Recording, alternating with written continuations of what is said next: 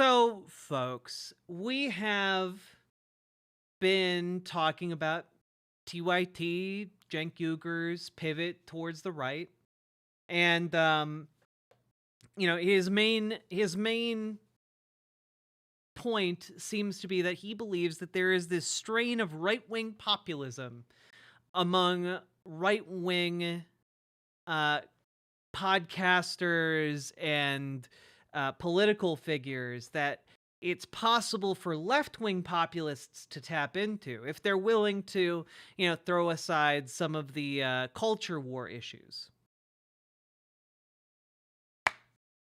Well, we are at best skeptical of that. I would even say I flat out reject his premise. And I have now become aware that, someone else is a bit skeptical of his premise as well. And that person is, in fact, one Matt Walsh. So let's dive in. Let's see what's Matt Walsh's take on this here. In recent months, especially since Trump's win, but even before that, we've seen some well-known figures on the left move to the right. Now, although in basically every case, they'll deny that they're moving to the right. Instead, they'll say something like, the left left me, which always turns out to be at most only partially true, but also partially their way of not having to actually admit that they were wrong about something. So you probably remember Mika and Joe on Morning Joe solemnly explaining their decision to go to Mar-a-Lago and meet with Donald Trump. They said that they agreed to restart communications with Trump and find common ground in order to heal our national divides and put an end to political warfare. Watch. What we did agree on was to restart communications. My father often spoke with world leaders with whom he and the United States profoundly disagreed. That's a task shared by reporters and commentators alike. We had not spoken to President Trump since March of 2020, other than a personal call Joe made to Trump on the morning after the attempt on his life in Butler, Pennsylvania. In this meeting, President Trump was tearful, he was upbeat, he seemed interested in finding common ground with Democrats on some of the most divisive issues. And for those asking why we would go speak to the president-elect during such fraught times, especially between us, I guess I would ask back, why wouldn't we? 5 years of because he's a fascist. That's why. Political warfare has deeply divided Washington and the country. We have been as clear as we know how in expressing our deep concerns about President Trump's actions and words in the coarsening of public debate. But for nearly 80 million Americans, election denialism, public trials, and January 6th were not as important as... Okay, I have to be completely honest with you. I do not care about Mika Brzezinski or Morning Joe going and meeting with Donald Trump. Like, I think it's a pretty shit move, but I don't need to see them try and justify why they did it, because it's pretty obvious that they did it for clout and to ensure their positions going forward. Like, that's why they did it. And Grant at Appomattox or something. In reality, it doesn't actually matter whether Morning Joe gets along with Trump or not. They have zero impact on the country either way. But in any case, before, that was still them sort of moderating a bit. And before Morning Joe's big kumbaya moment, there were other examples of this sort of thing. Anna Kasparian of the Young Turks had been making the rounds for months, criticizing the left for its excesses. Of course, somebody like Bill Maher has been doing the same thing for much longer. And there are several other examples of this kind of thing. And these are all different people and different cases that shouldn't necessarily all be thrown into the same basket.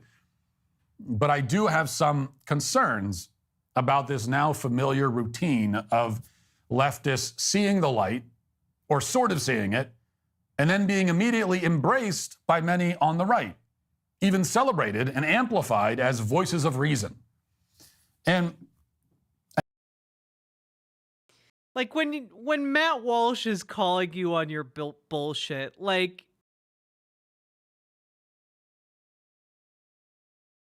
I don't know. I'm just kind of sitting here like,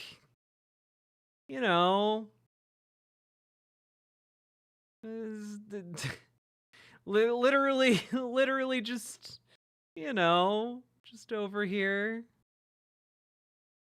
popping up a little bit. I think the best way to explain my concerns is to point to like he's coming at it from the complete opposite line of reasoning, but he's not wrong that they're full of shit. Another one of these newly minted voices of reason. This one also comes to us courtesy of the Young Turks. In fact, it is the creator of the show, Cenk Uygur. Now, Cenk has been a passionate, some would say vicious, unhinged, hysterical critic of Trump and MAGA and conservatives generally for many, many years. And yet, 2 weeks ago, he tweeted that he is now somehow feeling optimistic after the guy he despised and the movement he has opposed with his whole heart and soul just won. He wrote, quote, "I've been trying to figure out why I'm more optimistic now than I was before the election, even though I was so against the guy who won. I know now. MAGA is not my mortal enemy, and neither is the extreme left. My mortal enemy is the establishment, and they have been defeated." Now, despite being a far-left commentator who has demonized conservatives for literally decades, he now says that MAGA is not his enemy. The establishment is his enemy. In other tweets and comments, he's called for unity between the two sides. He's criticized the extreme left, or as he now apparently calls them, the max left, and has assured us that if the folks on both sides can unite against the villainous establishment, we will be invincible. Last week, he appeared on the PBD podcast to explain this new approach, which he won't really admit is a new approach, but even so, here you go. Here's what my left-wing friends don't understand. They think you guys are all MAGA, and MAGA means it's a cult, and you're never going to disagree with Trump. You're never going to disagree with each other, and that you are like their father's Republicans. But you're not their father's Republicans. And so our side, I've been trying to get them to realize that Joe Biden, Nancy Pelosi, all these folks that take the money, they're not on your side. They're on the establishment side, right? And guys, today, I think that, we could do something historic. I think that we could actually unite the left flank and the right flank. And I've got a model for how to do that. And I want to run it by you guys. Moron. Before, when I battled the right wing, it was a wall, right? I'm just like, nobody's listening to one another. They're just doing talking points. I hated it. And then MAGA looked like they were 100%. Patrick Bet-David. I'll be honest. I mean, in 2020, I was super pissed. Dog. And I said, look, I don't want to talk to Trump supporters. All I hear is the same thing: Trump, Trump, Trump, Trump, Trump, and they never waver. So what I'm saying to the left now is, no, I'm seeing something new and different here. The MAGA base There's nothing has changed. new and different. Okay. That doesn't mean they don't like Trump. It doesn't mean just because Brianna Wu is like trying to whisper like weird centrist, like conciliatory nonsense into your ear doesn't make it so. She's also a dumbass. Mean that they're not right wing. But there is a significant portion of the MAGA base now that is, in my opinion, right-wing populists who are actually anti-establishment, actually anti-corruption, actually anti-war. And what I'm trying to tell the left is, take the win. Take the win. We've been standing opposed here for 20 years. What win? None of those people who actually hold those beliefs are in positions of power and authority. Years trying to cut the Pentagon, trying to be anti-war, being getting money out of politics. If people say yes, for God's sake, that's our lost tribe. Those are our right-wing brother and sisters who are Americans, who are populists, who agree with us. Let's go fight the establishment together, because if we're united, they cannot stop us. Brothers and sisters. Very nice sentiment. Cenk says that he has a plan. In fact, he said in the interview he had a plan to unite us all. He's all about unity. And he says that the MAGA base has changed. Now it is actually anti-establishment, anti-corruption, and anti-war. But, there's some rather significant problems here. And the first and most obvious is that the MAGA base has always been anti-establishment, anti-corruption, and anti-war.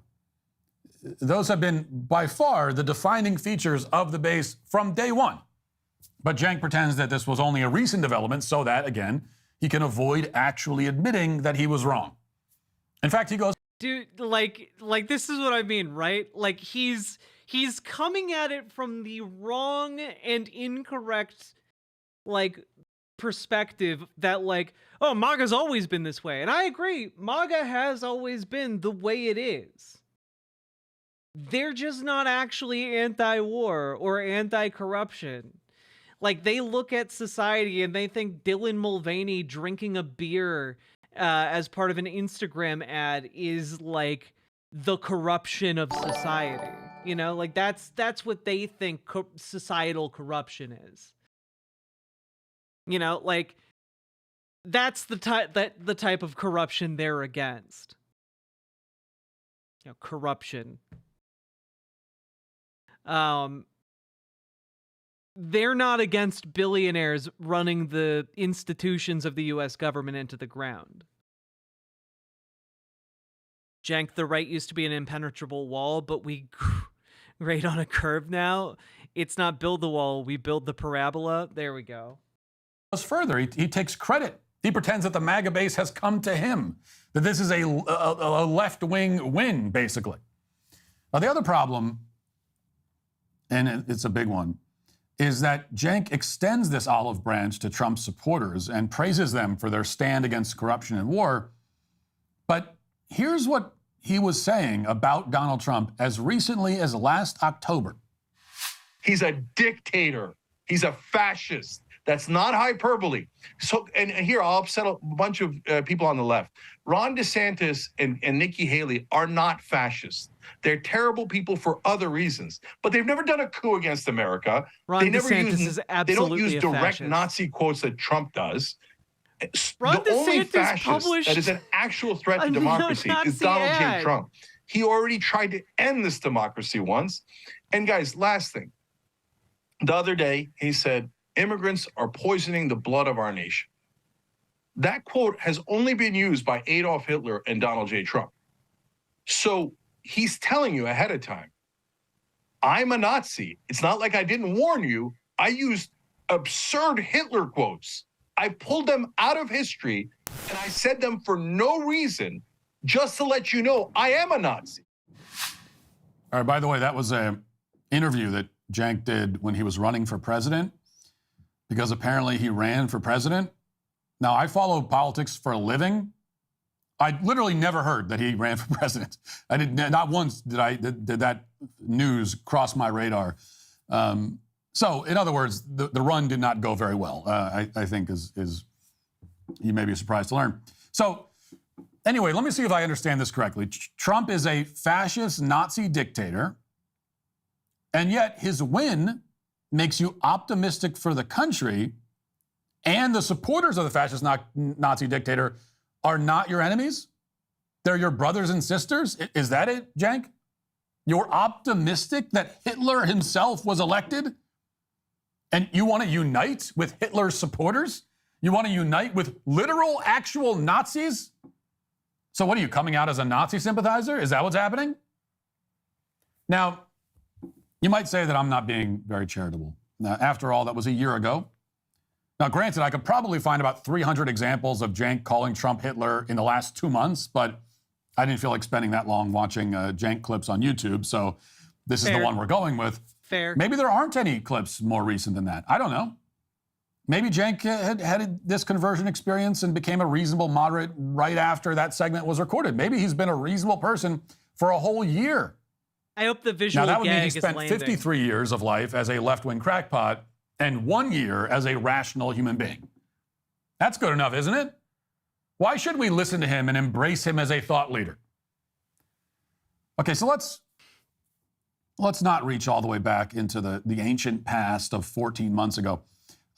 What if we went back 3 days or 1 day before that interview with PBD that we saw earlier, at the beginning?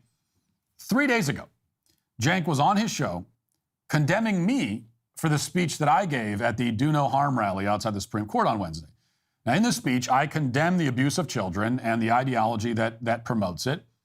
I say that this ideology must be entirely defeated. I use the word erase in direct reference to the ideology, not to the people, But hey, just a quick question, Matt. How are you going to erase the ideology without erasing the people? Because I have a feeling you would be uncomfortable were the ideology to be erased from like the internet and books and medical science and every reputable, institution. I think you would still be deeply uncomfortable with the existence of trans people out in the world. And I feel like the exact next step is the eradication of trans people in order to achieve what you are proposing. So I'm not exactly sure how you eradicate the ideology without eradicating the people, unless you just don't think trans people exist and are merely misguided and want to, I don't know, like torture trans people into being not trans anymore. That probably lines up exactly with what he wants to do. Let's be real. But to the ideology. And I say that about the ideology because it is an ideology that rejects basic reality and promotes and carries out the horrific medical abuse of children. Cenk didn't much like what I said, and it didn't make him feel very unified, apparently. I don't think I'm one of these brothers and sisters of his, it turns out. Watch. So in this case, the ACLU lawyer you're talking about, I love that the brother set history there and is the first trans person to argue in front of the Supreme Court. That's a great day in America. Just another stepstone in equality, right? Now, at the same time, he was on TV the other day saying 2-year-olds know if they're trans. And I'm like, that's nuts, totally nuts. 2-year-olds don't know anything. 2-year-olds often don't know their names. How do they know if they're trans and ready for hormone surgery? Are you? Well, wait, they don't know if they're ready for hormone surgery, but like by the time a child is 3 years old, they have some sense of a gender identity in most cases. That continues to develop throughout childhood, but like by the time they're 3 years old, like a 3-year-old will tell you like, I'm a boy or I'm a girl, or I'm just me. Like they're capable of telling you that at 3 years old. At 2 years old, maybe not, but like at 3 years old, yeah, that's what the research shows that I've seen, because I've actually bothered to look at the research of like early childhood development and how that manifests when it relates to gender identity. I don't think Cenk has actually looked at that. I think he just thinks very little of children.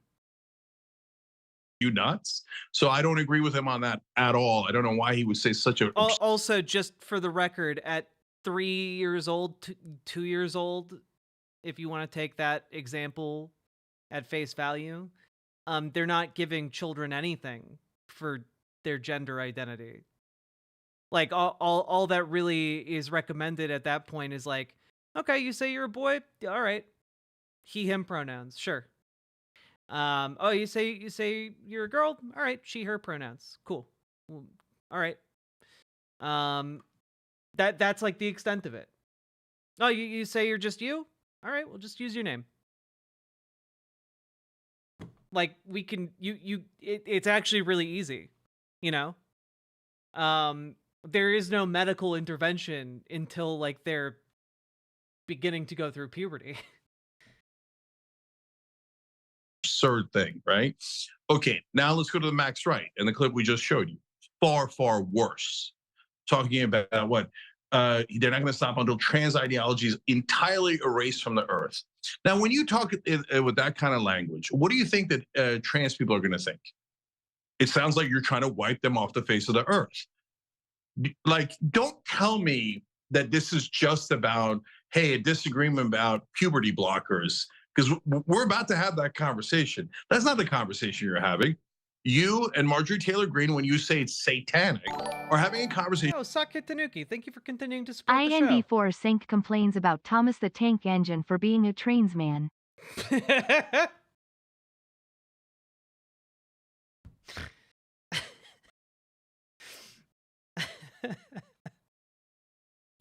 Ladies and gentlemen, we got him.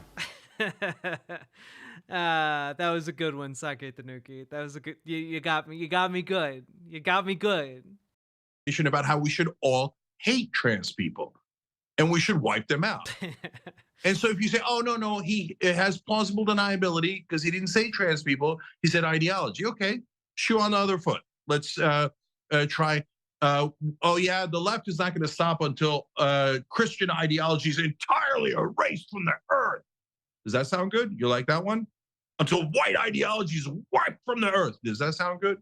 No, it doesn't sound good. It sounds terrible. Why does it sound terrible? Because you're obviously attacking that group, okay? And you're hiding behind one word, pretending that you don't mean to, but it's not, you're not even hiding anymore.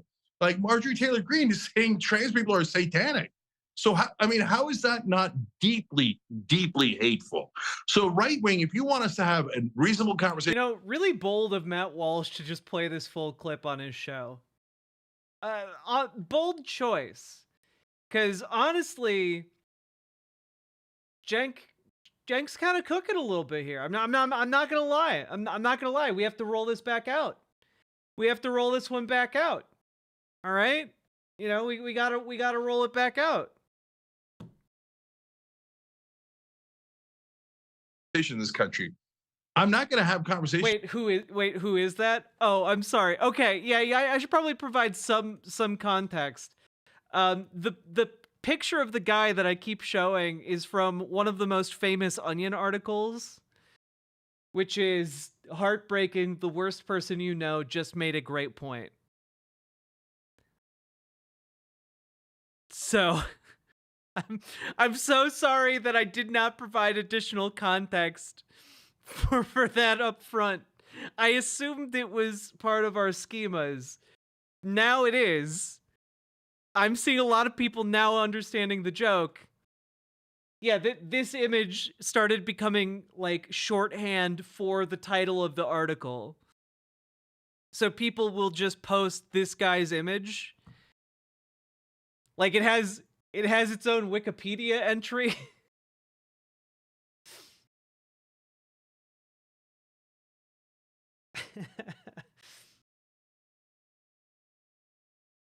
With the max right who are lunatics on this. Okay, well, it's fine because no one's trying to have a conversation with you in the first place, Cenk. That's not. If you keep acting like this, I'm not going to talk to you. Okay, that's fine. I'm fine with that. Deal. So Cenk begins right off the bat by affirming that the female ACLU lawyer is a man. He said he disagrees with the lawyer about transing 2-year-olds, but then declares that what I said is far, far worse. My opinion about an ideology is worse than physically castrating a 2-year-old. That's what he just said. Then Cenk wants to know how I would feel if he said that Christian ideology should be erased or white ideology should be erased. Well, I'm happy to answer that for you. So if you said that white ideology should be erased, I would be opposed to that idea, and because I would have to assume that you meant that you wanted to erase white people. I know you're going to say, oh, see, there, I got you. No, but that's because, Cenk, white ideology isn't a thing. Wait, it very much is a thing. Like, the idea of whiteness is a modern invention. As an ideological position and a concept and even category. Now, also, just real quick, I want to point out that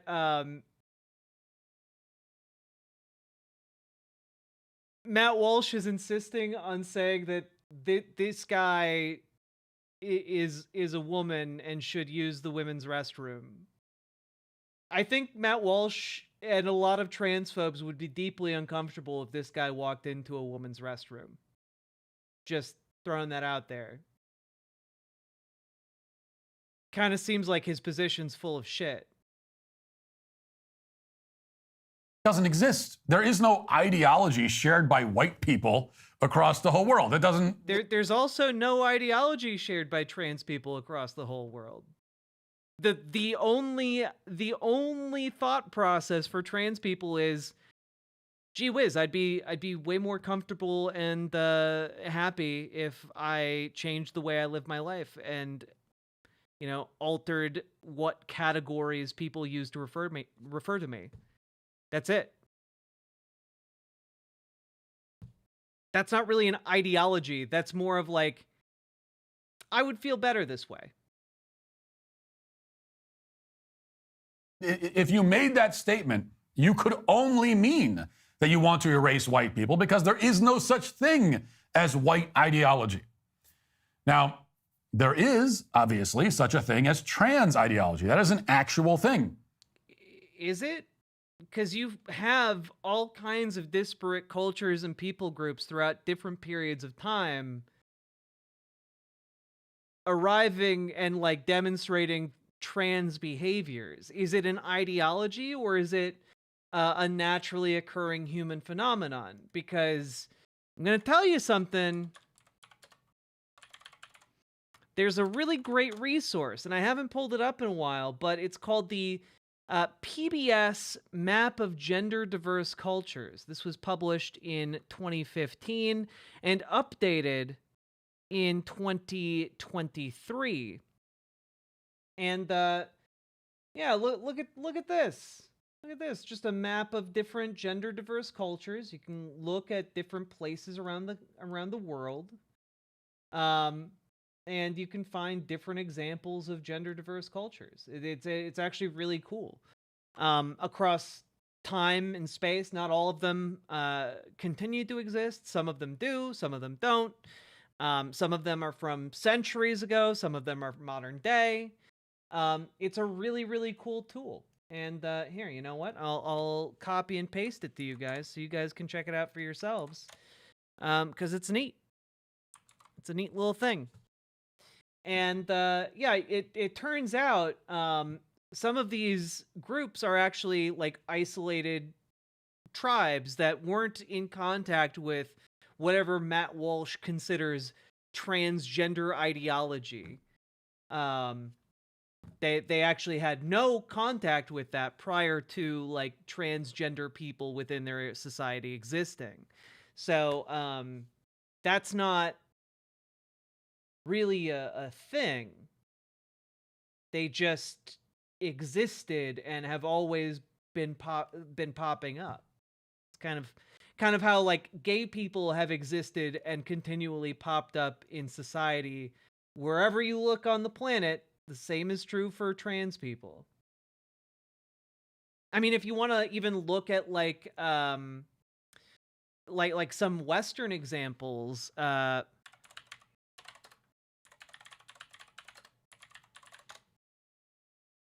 you can look at, there was a French soldier who also served as a diplomat and a spy.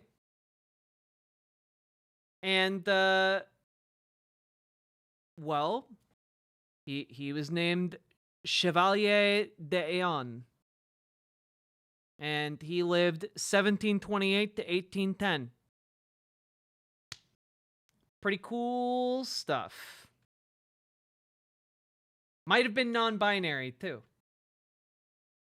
Interesting stuff. If you want an example of, like, how this kind of went over in France, here's actually a relatively contemporary image card made. And it reads, Mademoiselle de Beaumont, or the Chevalier d'Eon. Cool stuff. Oh, but Lady Raincloud, Christine Jorgensen, though very cool, Matt Walsh would absolutely consider her to be part of like one of the initial beginners of the transgender ideology, you know.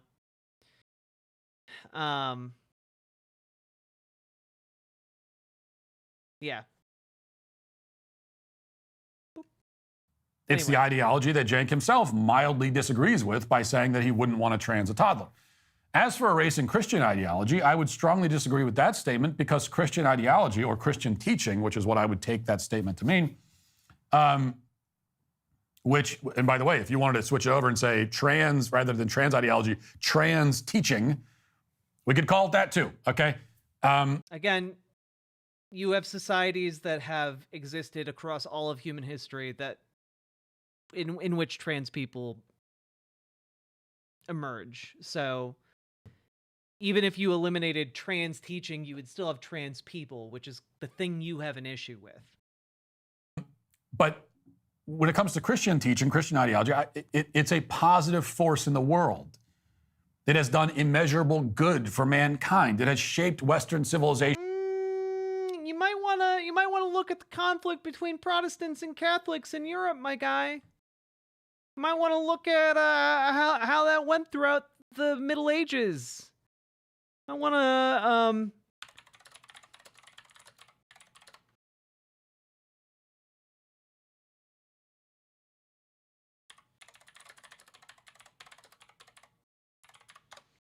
just out of curiosity here.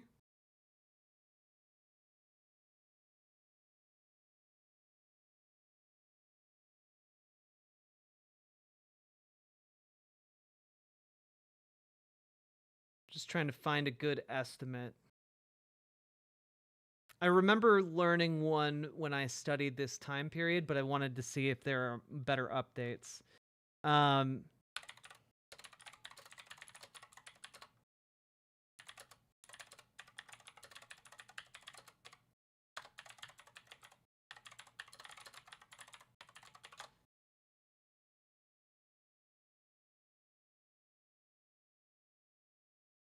Here, you know what? Let's just take one example. This is one example, not very well talked about, but this was just in France, okay?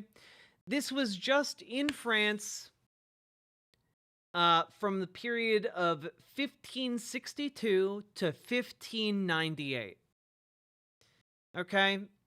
And this is a time period known as the French Wars of Religion. And it was a time period where basically Protestants and Catholics fought a series of very intense civil wars. And the French Protestants, you may have heard this term before, were called the Huguenots. This wound up killing 2 and 4 million people from violence, famine, or disease directly caused by the conflict. And that was over a period of 36 years and 4 weeks. That's one country in Europe. Wars like that were happening all over Europe, especially in places like what the region later become Germany.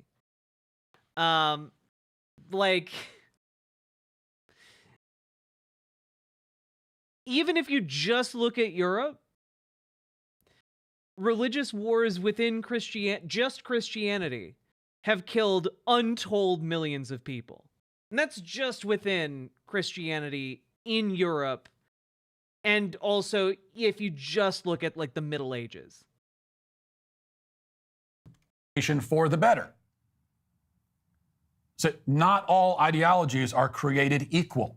So there are things you could say about one ideology, and if you say it about that ideology, it's a fair thing to say, whereas if you said it about another one, it would not be fair. How could that be true? Well, because not all ideologies are the same. And on that point, Hey, just Matt Walsh, just real quick, just out of curiosity. Off the cuff, I was able to list one event from, one very short period of time of just the history of France, where millions of people were killed due to religious infighting within Christianity. How many millions of people have died due to infighting within transgender ideology? How many wars have broken out because of trans people? How many I'm kind of scratching my head here because I can't seem to recall trans people starting wars that have killed millions on a regular basis throughout, the period of time that humanity has existed, across all of which trans people have existed. So, I don't know, like I haven't heard any stories about Christine Jorgensen, for example, like going on a mass murder spree. That somehow didn't make it into my textbooks. Maybe it made it into his. So kind of seems like maybe the argument you're making here is actually not as solid as you would lead others to believe. You forgot the trans wars between the Autobots and the Decepticons? Damn it, I knew it! I forgot! Trans people killed Orson Welles! Damn it, I forgot about that! One of our most high-profile conflicts. Got a question for you, Cenk. What if I said that white supremacist ideology should be erased? Would you object to that? Would you accuse me of calling for a genocide against white people? Wait, but transgender people aren't saying that they are superior to cis people. So your argument's kind of falling apart here. No, you wouldn't. In fact, you would wholeheartedly agree. And that's because you understand the distinction between people and ideologies. You understand that, obviously... Yeah, but the issue is transgender people, like, being trans is an identity, as opposed to, you know, and like, whiteness is an identity. Blackness is an identity in our current, you know, societal constructions, right? So, like, when you say you want to erase the ideology that undergirds someone's identity, that kind of implies you're going to erase that person, right? Like, if someone walked up to me and said, I'm going to erase your trans ideology, like, what does that mean for me? Like, what does that mean they're going to do? Like, if Matt Walsh walked up to me and said, I'm going to erase your transgender ideology, what does that mean? How is he going to erase it for me? Short of, you know, killing me or exiling me, I guess. You know, maybe you know, continuing with the French, maybe we'll be exiled to an island somewhere. Your fundamental goal when you oppose an ideology... Yeah, no, Lady Raincloud, it really does boil down to violence, conversion therapy, or murder. You know, it's really it. ...is for it to eventually no longer exist. If you think an ideology is evil, if you think it does nothing but harm, if you think it hurts people, then you want it to be gone, to no longer exist, to be erased. Not by killing the people who profess the ideology, which would be not only wrong, but also, as history shows, a very ineffective way of actually erasing an ideology anyway. Instead, you want to rid the world of it by exposing it and defeating it and discrediting the ideas that it espouses. This is a distinction that I know you're smart enough to understand, but you pretend you don't in this case because you actually agree with trans ideology. That's the problem. You don't have a problem with the way I oppose it, but rather with the fact that I do, which I know because you start by fundamentally agreeing with the ideology when you affirm the manhood of somebody who is 100% female. Well, yeah, exactly, Forlorn. Like, he's trying to make it sound like, oh, well, we're just policing the idea, when in reality, like, they want to police the idea. They want to police your clothing choices. They want to police your identity. They want to police your existence. It's exactly that. Now, Cenk says that I'm a lunatic on the trans issue, even though I have been right about the issue for 10 years. He hasn't. He's still incorrect about, like, every aspect of it. While he's just now coming around to mild... You know, like, it's pretty incredible where he's like, I've been right about it for 10 years. Just don't look at every major medical institution in the United States. Just don't look up what any reputable, like, medical institution has to say about trans people. Just don't look up what every reputable psychologist has to say about trans people. You know, there's a reason why they have to have people outside of the medical field come in to write their, you know, scary books about the failure of trans treatments. There's a reason they have to rely on studies made by disgraced academics that have been consistently retracted from academic journals for their inept science. Criticizing some of the excesses of this, what he perceives to be excesses of this ideology. But even if his criticisms are weak and tentative and toothless, which they are, he is still inching ever so slightly in my direction. I have not come his direction even 1 centimeter. He is cautiously tiptoeing towards me on this topic while still condemning me as a lunatic on the same topic. Now, the case of Cenk Uygur's non-conversion conversion perfectly illustrates all of the reasons why conservatives must take these sorts of people with a giant boulder-sized chunk of salt. Now, it's of course possible that somebody who was once an extreme leftist might actually see the light. When that happens, we should embrace them with open arms and generous spirits. But if it's genuine, we should see on their part some amount of remorse. They should be willing to admit they were wrong. They should apologize to the people on our side who they have unfairly demeaned and slandered and villainized. If all of that happens, then I'll be the first to shake their hand and welcome the prodigal son as he returns. Yet even in that case, I would not immediately take that person and put them on stage and listen to their ideas like they're thought leaders of a movement they just joined 80 seconds ago. If you've been wrong about everything forever and have now changed your mind, I'm glad you changed your mind. But you certainly have less insight, less wisdom, and less to offer intellectually than people who have not spent their entire adult lives on the wrong side of literally every issue. So I agree, Matt. You bring up a good point here about the validity of someone's opinions when they have been on the wrong side of an issue for their entire lives. You know, you're right. Maybe we shouldn't be taking the word of a radio shock jock who failed out of that job.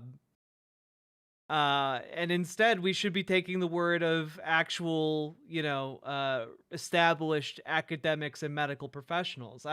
You're right. You bring up a really good point about who we really should trust in these circumstances. It's incredible.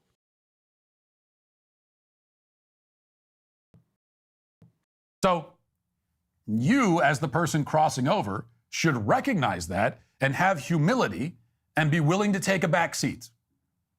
And yet, out of all the janks in the world, out of all the radical leftists who have been reborn either as moderates or conservatives or whatever they're calling themselves now, almost none of them fall into the category I just described. Almost none of them.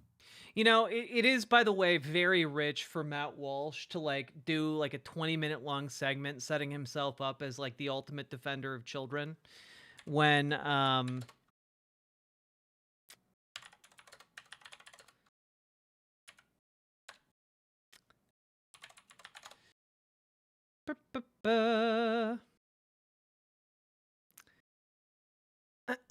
when this article is still up. It's pretty rich of him to try and play the I'm very enlightened and I'm advocating for the best for children when he literally has this article under his name. Granted, this article was published in 2015. But his knee-jerk reaction to learning that this guy was prolifically watching child pornography and sexually abusing his siblings was to defend him. And then it's really interesting here if you scroll all the way down. Let's see here. Point number 3. I know I'm opening myself up to serious criticism here, but let me be honest with you. If my own son, God forbid, came to me and admitted to doing what Josh Duggar did, I don't know that I'd immediately run to the cops. Would you? Is it really that simple? The decision to have your child arrested as a sex offender would be an automatic thing for you? Really? I guess I'm just a terrible person then. And just a reminder, Josh Duggar sexually abused multiple siblings of his. Like, yeah, I think if I had multiple children and I learned that one was raping another one, I would call the cops as a parent. Yeah. Yeah. I wouldn't keep them in the same house. So I think we all understand where Matt Walsh's real priorities are here, and it's not with protecting kids. It's not with protecting kids. Now, Matt has, of course, disavowed, his defense of Josh Duggar, but I think in this article, I think that this kind of speaks for itself, honestly. I think that really, when we are looking at it here, you can say you were wrong about Josh Duggar's guilt, but this all kind of stands on its own. I think when you pair this with the fact that he's on the record talking about the fertility and viability of 16-year-old girls, and how it's only a really recent invention that adult men wouldn't be getting them pregnant. I think I think a fuller picture begins to develop of Matt Walsh, and that picture is not of someone who cares about the well-being of children. So, yeah. Yeah.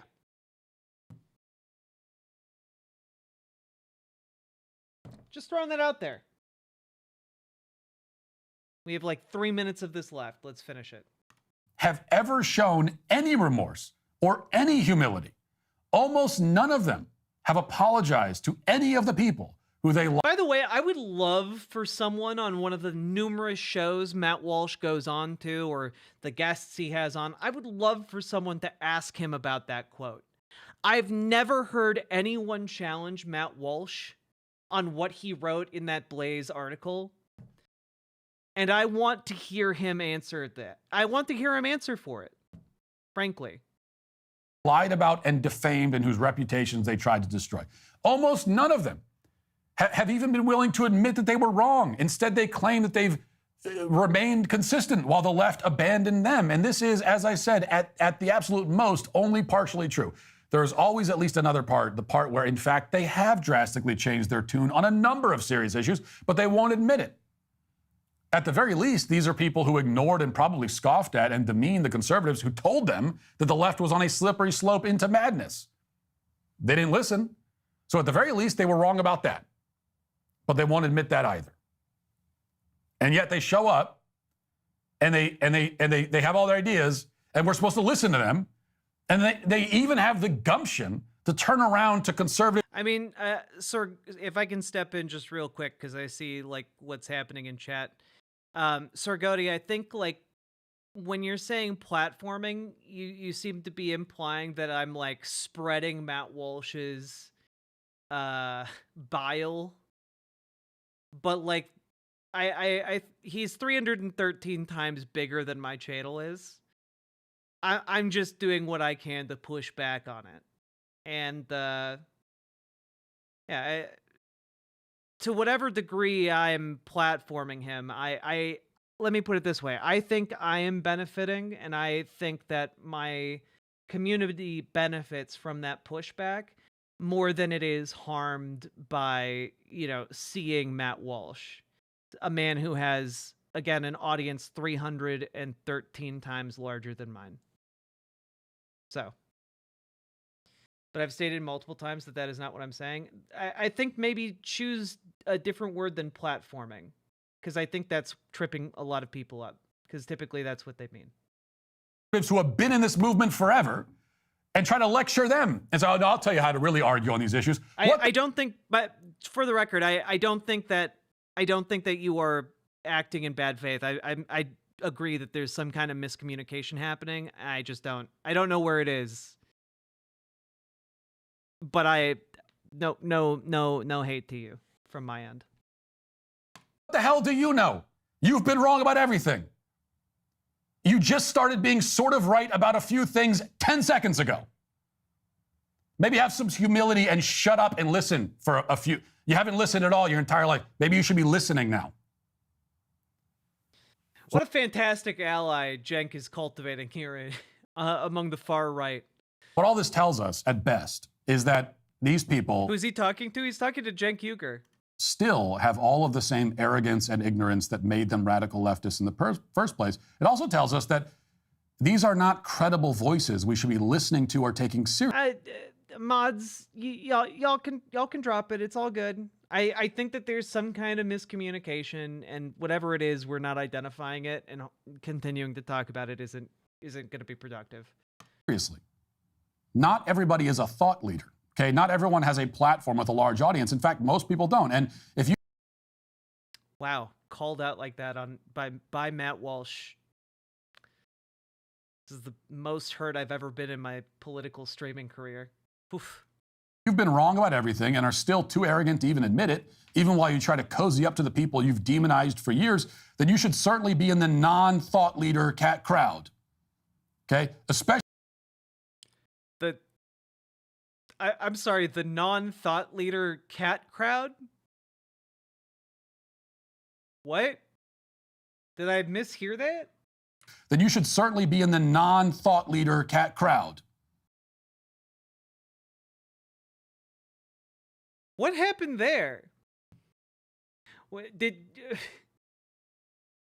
Meow. Okay, especially considering that about 99% of the people who are not thought leaders on our side are vastly more equipped for the role than you are. Oh, he started... Yeah, Mr. Malachite, you're absolutely right. He started to try to say category and then switch to crowd. You're right.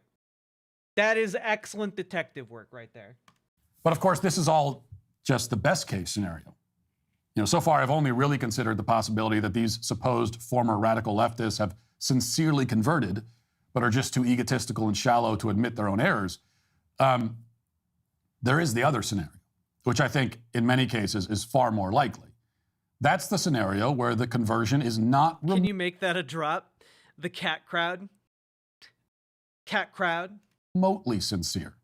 Where somebody like Cenk Uygur pretends to have turned a new leaf and discovered a strange new respect for the conservative base for the one simple and straightforward reason that his traffic is tanking and the clicks are drying up and he's looking for a new shtick.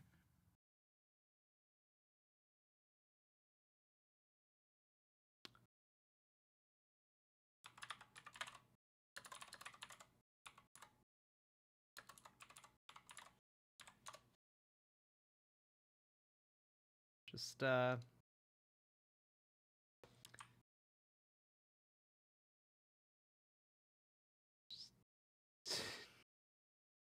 Oh no. Oh no, no, no, no. Heartbreaking. The worst person you know just made a good point. He's going where the money and the audience are. Now, I can't see inside the souls of any of these people or read their minds, but I can read between the lines. And when I look there, I see the word grifter in giant bold letters. That's why I'm not interested in hearing Cenk's ideas for how to unite and heal the country. I'm not really interested in hearing his ideas about anything because he has no credibility. And he is still today, I'm afraid to say, canceled. Hey, YouTube, thanks for listening to the show. If you'd like access to my full show... You know, this is more reason to hate Cenk.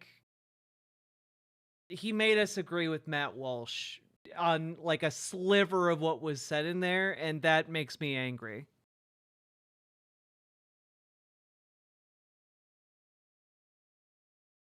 Why does that guy make me think of Tim Pool? Because he's bald.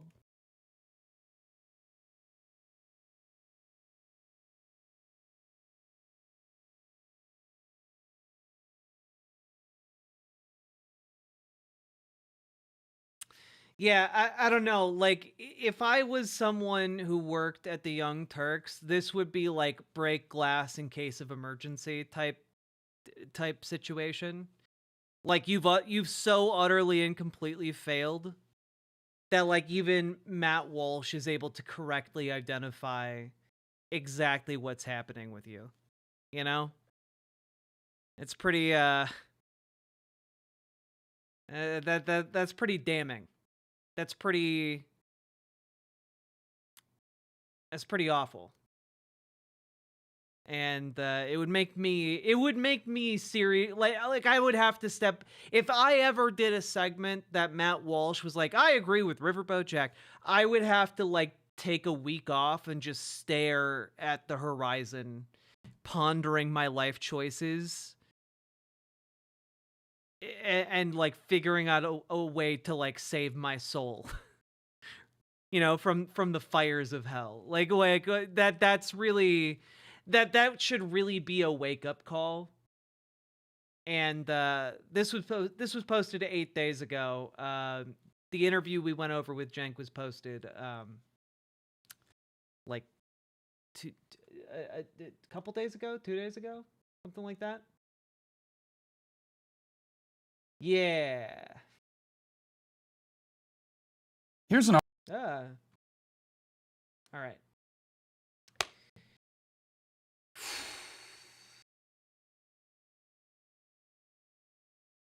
Who would you prefer an endorsement from? Oh, probably Jordan Peterson. Out of Matt Walsh, Tim Pool, and Jordan Peterson, probably Jordan Peterson, largely because he's so incoherent. I don't think I would be able to take it personally.